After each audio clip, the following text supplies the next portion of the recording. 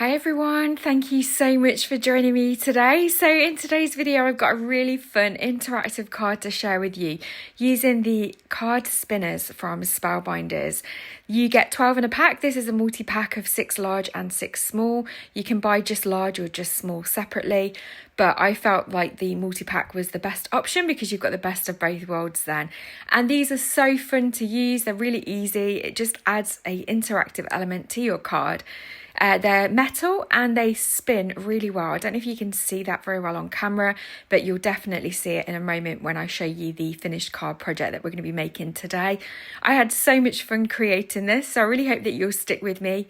And you can just see little Piglet here on his spinner spinning around. It just is so fun to play with.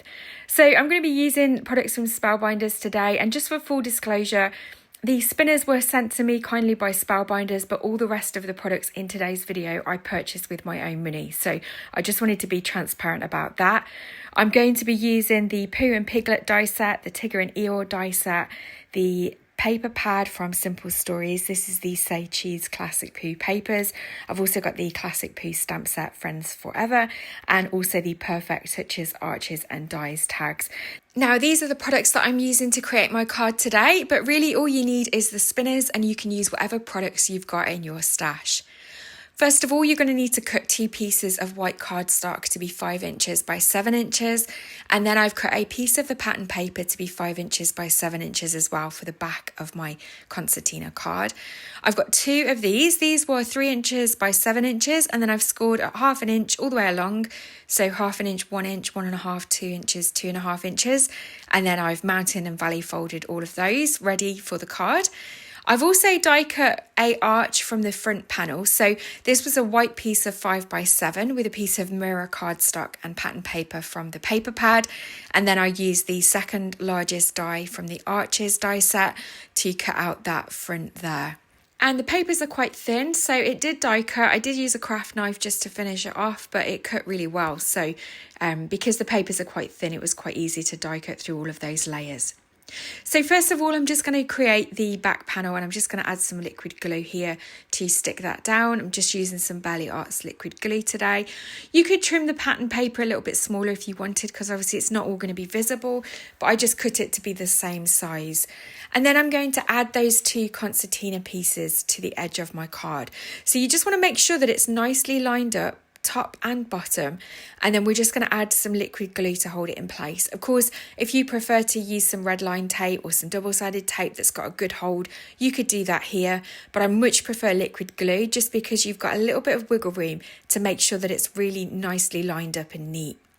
So I'm just putting the flat edge against the card now at the back, and then I'm going to use my magnets just to hold that nice and flat while the glue grabs. And then I'm going to repeat the process on the other side. And this is just going to create a bit of a 3D dimensional card. I'm then going to attach the front panel in exactly the same way and making sure that it's nicely lined up. And then again, I'm going to add some liquid glue on the other side and stick that down. So that's just something to bear in mind. Whatever shape you decide to cut out of the front of your card, make sure you've left enough of a border so that that won't show through the front. And then that's our diorama card created. So really, really easy to create. And this is such a basic shaped card that you could do so many different variations of. You could change the size of it. You could use a different die cut to create your window. But this is how I've decided to create mine today, and I think it looks really cute.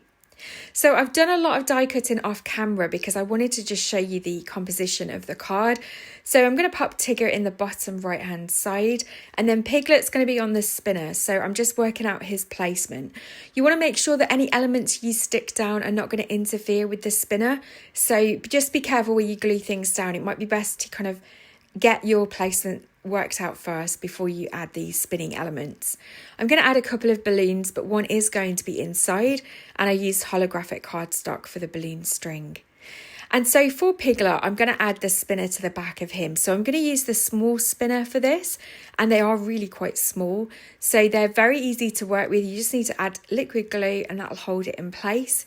And I'm just going to zoom the footage in so that you can see exactly what I'm doing here. So I'm just adding a dot of glue to the back of the spinner. It doesn't really matter which way round, but I've chose to keep the thinner disc to be what's going to attach to the card base.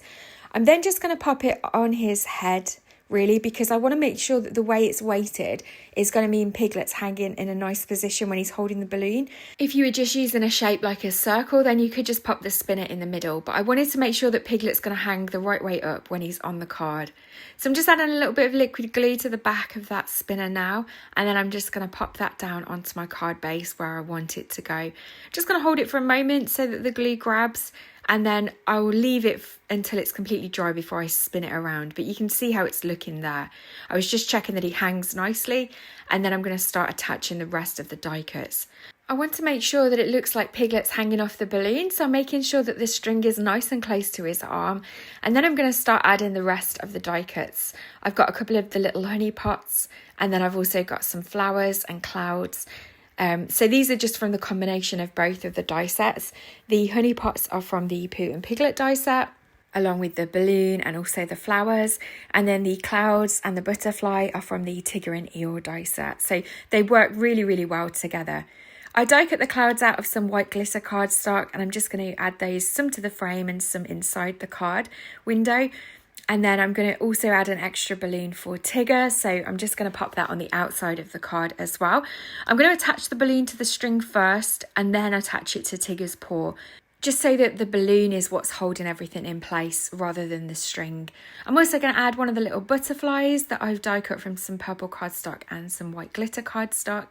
And again, I'll just pop that on the left hand side of the card. And I just really loved how this was turning out. It's just so cute. And of course you could do this with any dies that you've got in your collection, but I've slowly been building up my Classic Pooh collection.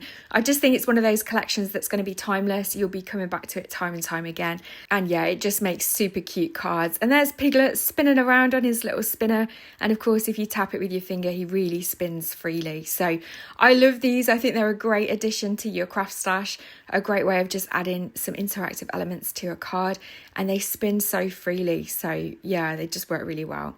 For a sentiment, I'm going to use the Say Cheese Classic Pooh Friends Forever stamp set, and I'm going to use the sentiment that says keep looking for sunshine, because clearly that's what Piglet's doing as he's going into the sky with his balloon.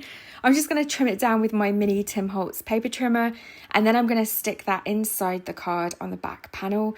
I just felt that that was a really good place for the sentiment to go, and it just finished off the card really nicely.